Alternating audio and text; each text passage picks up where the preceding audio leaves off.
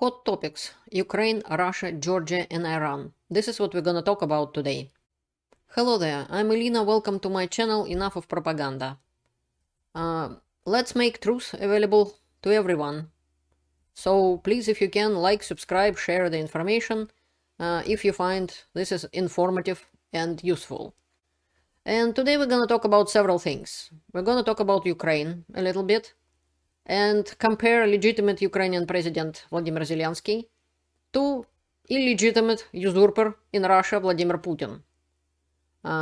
Later on, we will talk about what is happening inside Ukraine, and I will tell you a couple words about the front and the attack on Kharkiv, and what is happening inside Russia.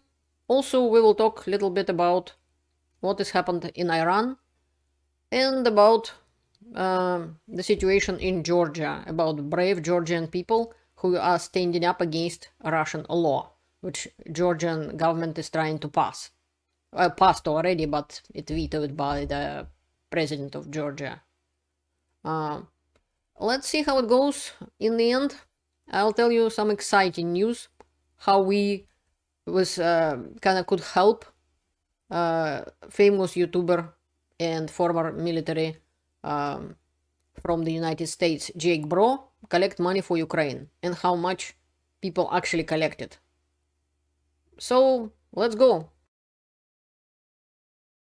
I want to start from this article of Kyiv Independent, saying that on May 20th marks 5th year anniversary since the inauguration of President Volodymyr Zelensky, President of Ukraine. As his term was set to end on May 20th, 2024, but for now it will continue, basically, until the war will be finished due to the Russia's war delaying elections. I want to warn you right away that Russian propaganda will gonna use that situation that Zelensky's presidential term expired against Zelensky, and trying to push narrative that he is not legitimate president, which is a lie. Zelensky is legal president of Ukraine, according to Ukrainian constitution, and because in the country there is a martial law. Nevertheless, this article will explain it all in details, so you're welcome to read it for yourself. I want to point out that both sides, basically opposition, even opposition, they have consensus on that. There is Article 108 of Ukrainian constitution, which clearly stating what is gonna happen if the situation is like this, and Zelensky or any president of Ukraine, basically during a martial law, what will happen if there is a war and this and that. So according to the main law in the country, Zelensky is a legal president, and there is no problem with that. But there are some critics of Zelensky, many of them pro-Russian, trying to undermine his power and his legitimacy, which has no base whatsoever, and both sides and opposition as well agreed with that. And also, even when I was filming about when the war started in 2014 and legally elected president of Ukraine, Yanukovych, ran away and abandoned his country, at the time Alexander Turchinov, the leader of parliament, was in power. That is why he didn't proclaim martial law back then, partly because he didn't want to stuck in the country as a leader of the country, which wasn't a president. There will be no presidential elections if there would be martial law at the time. That is why parliament didn't want it, he didn't want it, because he would have stayed in power until now, and Ukraine wouldn't have legally elected president at the time. And all this time, Ukraine wouldn't have legally elected president. This is my video about what was happening in 2014. This is part 5 of the video what happened in Crimea in 2014, and this is Alexander Turchinov when he was actually explaining why they didn't declare martial law at the time. Exactly because it's against Ukrainian constitution and against laws. Turchinov did not stay in power. He did not declare martial law. That is why Ukraine has legal presidential elections, and President Poroshenko was elected. And the next presidential election, President Zelensky. Zelensky became president. The approval of Zelensky is less than it used to be, but it's still over half of Ukrainians approve Zelensky, which is 5 years into the presidency. No one other president of Ukraine has that kind of rating. And there was lots of conversations in Ukraine about to hold election, not to hold election, what to do about it. Should we break the law and hold the election, and this and that. And yet, over 70% of Ukrainians decided there would be no election during the war. According to the constitution, we should obey the law. This is what democratic countries are doing. But no matter what Zelensky would have done, he's still, as people say, damned as you do and damned as you don't. Because on one side, Russians would be blamed and Russian propaganda would be, oh, he's not legitimate. It isn't true. But when did Russian propaganda stopped? By telling lies. Russia was keep telling lies all the time, and it didn't stop them whatsoever. So this is gonna be that way. It would be massive, massive propaganda saying, Zelensky isn't legitimate. This is not true. And even I seen a video from Deutsche Welle when they were saying, during the World War II, United States and UK was holding elections. There is nothing to compare between United States and UK at the time and Ukraine now. First of all, neither one of those two countries, neither United States or UK has war on their territory. Yes, UK was bombed here and there, but there was no war on territory of either one country. There was no millions of British or American people left the country at the time. Right now in Ukraine, millions of people left Ukraine and they spread out all over the world, include Canada, where I'm from. Number two, how do you organize elections in the trenches? Who is gonna run around with a ballot box around there under gunfire and shooting and so on? How do you organize elections on occupied by Russia territories? Who gonna pay for all of this? That is why Ukrainian people decided that they gonna obey the law as normal democratic country and there would be no elections. Zelensky, legally elected president, and according to the law of Ukraine, he is gonna stay in power as legally elected president, while the war will be finished and martial law will be dismissed, and only after that Ukraine will have legal elections. This is what Ukrainian people are thinking. Reminder, Zelensky is not a superhero, and so on. He's a human. And some of them didn't vote for him, but Zelensky has shown heroism and empathy, humanity, media-friendly behavior, and the ability to engage an audience. Because of that, the West tends to idolize him, but idols aren't real. Ukrainians are the ones who partly made him who he is now. Ukrainians keep holding him and government accountable, making sure the country has leaders who deserve its people. And this is what makes Ukraine truly fearless. We need to remember, Ukraine is a democratic country. And this is why Zelensky is a democratic leader, unlike Putin. And Zelensky will stay in power because this is how it's supposed to be according to the law of democratic country of Ukraine. He will stay in power because this is the will of Ukrainian people, despite the Russian propaganda, and I have a video about it, even 2 videos, how Russian propaganda deliberately trying to discredit Zelensky because they're afraid of him, they couldn't assassinate him, and they really, really want to remove Zelensky from power because he is helping Ukraine to defend itself. He is one of the reasons why the world giving Ukraine so much help, and they didn't in 2014 because there was no Zelensky in power, partly, and partly Ukraine didn't even have a real legal president at the time when it all started. It was temporary figure Turchinov, who wasn't even a president of Ukraine. And they couldn't convince the world that they should support Ukraine. And the world didn't see the danger. Only after, even not right away, only after full-scale invasion of Ukraine by Russia in 2022, the world started to understand if you not stop Putin in Ukraine, Putin will go further. This post is from Anton Gerashchenko. Also on May 20th, Mariupol celebrated the 2nd anniversary of the liberation of the city by Russia, of the occupation of the city by Russia. And this is They're basically a farce, a comedy. First, Russia destroyed Mariupol, killed thousands of its residents, I don't know, 20,000, maybe 100,000, forced tens of thousands to flee the city, took away their housing, brought a new population, and now they're organizing holidays on the bones. And this was post of Gerashchenko from 13th of February 2023. The number of graves in Mariupol constantly increasing, basically. The city is destroyed. I have another video where I'm showing the map, how much of Mariupol is destroyed and how very little were restored. And so this is what Russia did to Mariupol and many other Ukrainian cities. And now they dare to celebrate it. Unbelievable.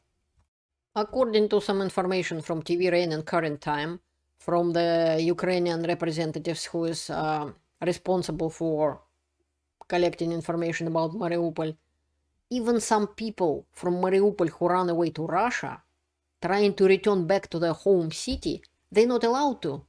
Some of them has property in very valuable places in Mariupol, and now Russians brought a whole bunch of people from Russia to take their place, so they just not allow them to go to Mariupol, to their own hometown, which Russia now considered Russian. This is what is happening. When there is no law and there is no constitution in the country, this is what is happening. This post from Maria Avdeeva. Kharkiv mourns today. Russia killed 12 civilians yesterday. These murders are daily reality that could be prevented. Deploy more air defense systems. Allow strikes deep in Russia with Western weapons. Why are these simple steps so difficult to take? This was strike on recreational area in Cherkassk-Lozovo, Kharkiv region.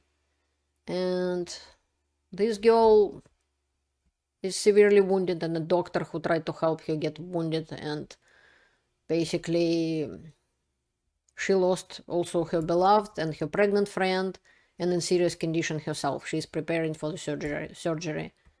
And the doctor who came to put tourniquet on her leg lost his arm. And this is what Russia is doing to Ukraine. In Kharkiv, since the moment the full-scale invasion started, the first 2022, Russia bombed and shelled Kharkiv with even cluster ammunition every day. This is all continues to go. And people who prevented Ukraine from getting help, they prevent them from defending themselves. Russia will not stop. Russia will continue to murder Ukrainians. That is why Ukrainians are defending themselves. This is why it's so important to help Ukraine. Russia is continuing to bombing electrical facilities and so on. This is Jürgen Nodit post. You don't see the much of Odesa, he's saying, because it's dark, because Ukraine is no longer has electricity, because the Russians bombed the energy infrastructure, and because the West has completely failed. These are pictures by photographers from Odessa, Konstantin and Vlada Liberovy. This is Volchansk, Kharkiv region, which is Russia started so-called offensive in Kharkiv region, which many people blow it out of proportion. But this is what happened to Volchansk. This is what Russia is doing. They can't take the city, so they're trying to destroy it and wipe it from the map like it did with many other cities in Ukraine. I probably wouldn't tell too much in this particular video about attack on Kharkiv region. There is no way Russia can get Kharkiv.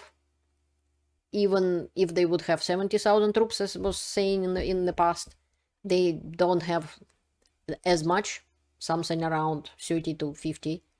But nevertheless, the fact that Russia had some sort of a success and captured a few villages, mostly due to the part that most of these villages were before even the first line of defense. To call it an offensive and success in any kind, Russia should have break the lines of defense and not just first. Front didn't collapse, and Russia, as soon as they ran into the actual defense, they stopped. Why Ukraine couldn't build more defense? It's because you can't mine the whole border with Russia. It's huge. It's impossible. Those villages were in a gray zone, according to military experts like Ruslan Levy, for example, and several others. conflict intelligence, and Ruslan Leviev and several other military experts. So many people blow it out of proportion, saying, oh boy, if Russia took, for example, 5 kilometers in, let's say, 2 days, so in 4 days they should take 10 kilometers. This doesn't work that way, and there is no need to panic, but the situation in Ukraine is serious, very serious. Situation on the front is serious as well. But no panic about, oh boy, Russia gotta take Kharkiv or Kharkiv region. They can take Volchansk or Chasiv Yar. And maximum what they get in Ukraine, in Kharkiv area, it's about 10 kilometers. That's about it. But it didn't help. It really hurt and killed many Ukrainians that the American help was delayed and still delayed, despite what President Zelensky said. I have information from the front that many of the shells, basically artillery and so on, still didn't reach whoever they were supposed to reach, and so on. And I won't talk about it too much because this is ongoing operation and I don't want to hurt Ukrainians in any way. Russia is suffering terrible losses. This is only on May 20th, 1,400 troops. And some other days was 1,740, 1,500, and so on. So Russia having horrendous losses. Also, Ukraine knocked down several Su-35 planes, Russian planes, and attacks are going on the Russian oil refineries. Again, was hit refinery in one of the places. I used to live on the Black Sea coast. There was mass attack of drones.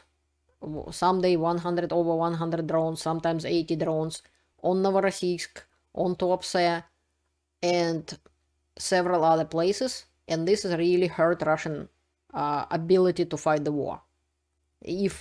Especially if to count like Tuapse refinery, for example, it was mostly about selling abroad. Then also it hurt internal market, like refineries in Volgograd, for example, in my city. That was also very scary for me, but I knew this war will come to Russia. This was one of the things why I was against this war in the first place. First of all, because Russia shouldn't have attacked Ukraine. Nobody should attack other countries and fight aggressive wars to begin with, but it's always backfires. It's always coming to the Russian territory. So many things happened since my last video, like even Russian bomb fell in Belgorod and destroyed the whole part of the building and so on. And about 20 of them fell in the last 2 months. Russian losing their own bombs in Russian territory. And people died this time in Belgorod. Volgograd get hit. I have family there and I'm afraid for them. And it can happen to at any time to anyone. And it's up to Russia to stop it. It's up to Russia. As soon as Russia will stop the war, move the troops back to Russia, nobody gonna shoot at Russian territory. But it's supposed to be Russian territory, not Ukraine. Everything which was after 1991 within the borders of Ukraine is Ukraine. Crimea is Ukraine. Donbass is Ukraine. According to Kyiv Independent and interview of Zelensky to Reuters, every Western decision is late by a year, said Zelensky, and he's right. Western partners have been deliberating critical decisions on military assistance for Ukraine for too long. Absolutely true. And many Ukrainians died. It wasn't necessary whatsoever if they would have enough ammunition, enough defense missiles to defend themselves, and for Patriots and enough Patriot systems. They just ran out of ammunition, and that's why many people in Ukraine died. Unlike Ukraine and Russia, Putin is a usurper. He is not legitimate president, and I have a whole video about it. That's why I won't repeat it here. Why he is not legitimate president, and the whole world should know that. But this is a post from Natalka, and Putin recently visited China. Not only Putin, and whole leaders of Russia together with Putin. And Russian Ministry of Foreign Affairs now posting that Putin sent a telegram to Xi Jinping to thank him for letting Putin visit him in China. And this is the text of his telegram. When Putin continue licking the boots of the Xi Jinping, it kind of reminds many people kind of having memes about it that, yeah, Putin lift up Russia from the knees.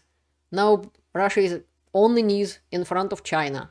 Now, Russia is now a colony of China. And Putin, like in the past, the Russian dukes was going to the Mongols and paid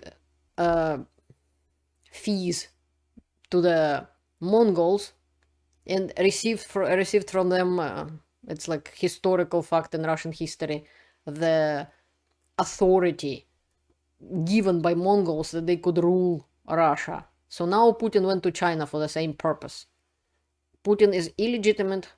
Russia does not have neither legitimate president nor legitimate government, unlike Ukraine. This is Yakutia, Russia. Let's talk about Russia a little bit now. After Putin's 20 years looting, it left Russia in an accelerated state of constant collapse. Many Russian regions flooded just like that. And in other regions, there are fires. And while Putin and his cronies has accounts in Dubai, Knightsbridge mansions, French vineyards, and Versace crocodile skin toilet seats. That's what's happening today in Yakutia. This city, this town, wiped out. And no planes came there to help them. Nobody came to help them. Meanwhile, Putin sent 2 planes to Iran to look for the president, who was stupid enough to fly in the fog and fell down, and whose helicopter fell down in the mountains. And I'll talk about it a little later. So this is how it looks like in Russia. And it's more than just one region, many regions, huge regions, flooded like this. I only feel sorry for Russian people. But they have to fight. They have to stand up for themselves. There is no other way. And this is another interesting situation. This is a Nazi who came to school, talked to children. We are running out of soldiers and there is no one to replace us. So, this post from also May 20th. Today, a hero of Russia from the combat zone came to speak to high school seniors about pseudo-patriotism. His message was bleak. It is a very difficult time for our country. We are running out of soldiers and there is no one to replace us. Oh, poor people, I'm gonna cry for them. This war will last a long time. And that's the message to the students in the school. Forget about universities, partying and other distractions. Go to the front. Learn to dig and dig again. You'll need it. And girls, break up with your boys. Look for the boys from Storm Z. Love them and treat them with the tenderness. Они придут за вашими мамами, сестрами, братиками и сделают. Короче, плохое они сделают. Так что, ребята, забудьте за университеты, тусовки и прочую фигню. So basically threatening them that, oh, the bad guys will come and after them. The bad guys is the people, which isn't people, the monsters from that Storm Z. They will come after you and after everybody else. Translation of the author of the post. Basically, whoever not became cube yet, they replaced with prisoners, pedophiles and murderers from Storm Z battalion. Survive a few months in the front and these fine gentlemen get a free ticket home. So, and the girls gonna love them no matter what they want it or not. And reproduce for more cannon fodder. This is Russia's grand plan. Replace fallen soldiers with scum and ensure they breed future soldiers of the same caliber. Forget about education in the future. Just go dig and breed for the motherland. Let's talk about Iran a little bit. Basically, after a bunch of lies, finally find out that the Iranian President Raisi died in a helicopter crash. And now United Nations Security Council stood up to mourn the death of the Iranian president, who was responsible when he was a judge for executing and killing over 3,000 of political oppositioners and protesters, and women being killed for not wearing headscarves. And he oversaw executions of those thousands of political prisoners. This is painful moments of Iranian girl watching her father being hanged. These are the victims of that murderous bastard, and I'm definitely not gonna mourn him. This is Atefeh Rajabi Sahaeleh. I'm sorry, I maybe not pronounce her name right. Age 16, publicly hanged till death. Just because she was raped. This is what the Iranian president was responsible for. And definitely, no one normal human being would mourn his death. He died in an accident, despite of Russian propaganda will try to spin it. And Russia is really mourning him. Well, one murderer is care about another murderer. And what happened in with that Fico, it's just the same thing. One Nazi attacked another Nazi. I'm definitely don't approve acts like that, but I'm not gonna feel sorry for the Fico either.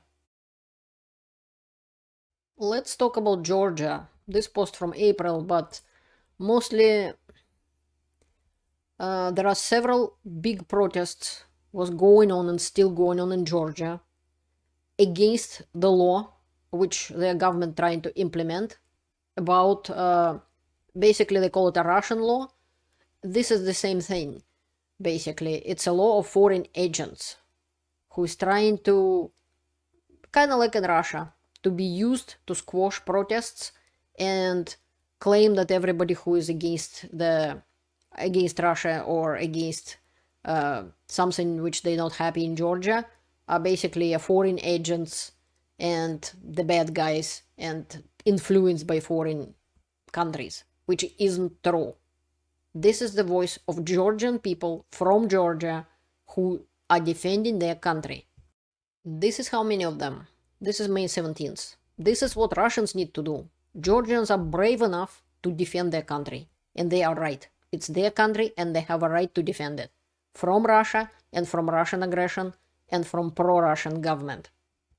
This is article from Al Jazeera, but I just use it for the pictures basically because I have lots of other information which is confirmed what's said in this article.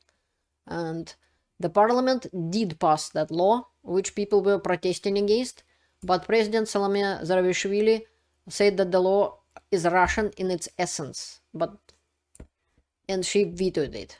But the parliament decided to go against it and probably will try to pass it anyways, despite the will of the president. I really hope that people of Georgia will understand that this is the last stand.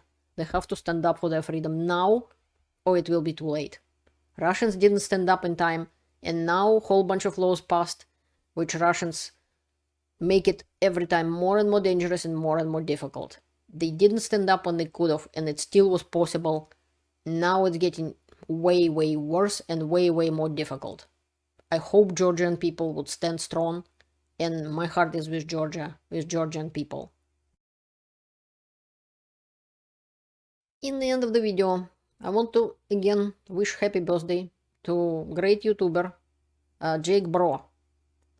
He has amazing YouTube channel. I'm watching it since the beginning of Full Scale Invasion. He's just brilliant. And he just turned 40 and decided to make a fundraiser to raise some money for Ukraine, to buy them pickup trucks, for example. And he was hoped to raise about $40,000. And turned out to be, he raised way more than he expected. And these are the currency in which donations came.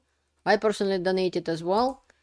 And turned out to be, they gonna distribute over 30 trucks and drones at the same time. Because Jake Broe managed to raise over $1 million.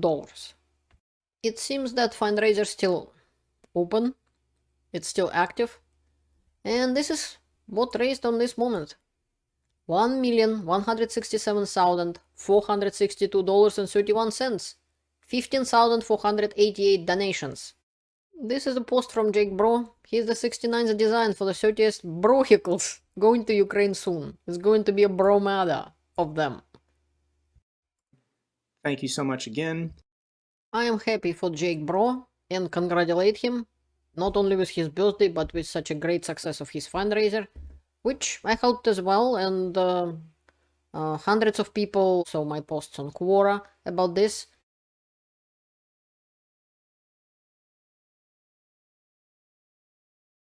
So we helped a little bit as well. So together we are big force.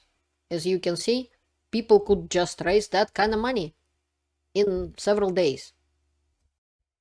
You still can donate to several fundraisers and help Ukraine. Thank you for watching. Learn the truth and stay informed. See you later.